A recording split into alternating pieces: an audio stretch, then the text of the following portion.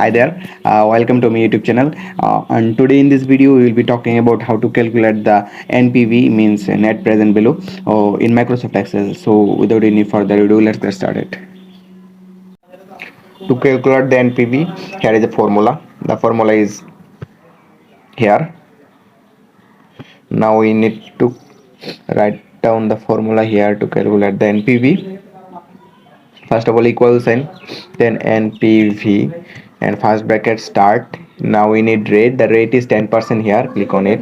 Again comma, then value 1. Value 1 mean our cash inflows. All the cash inflows is here. Year 1 from 1 to 5. Click all of those, select all of those, then close your bracket. Now we need to minus our cash outflows. Cash outflows is here 42,000. Mine, and click, select this and hit enter. The NPV is here. Okay, now we will calculate the NPV for project B. It will be the same process.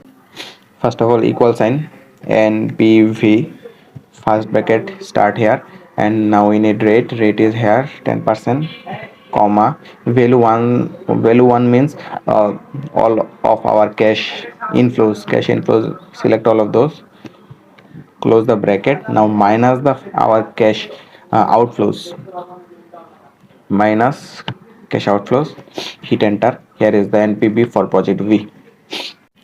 So this was the process to calculate the NPV in Microsoft Excel.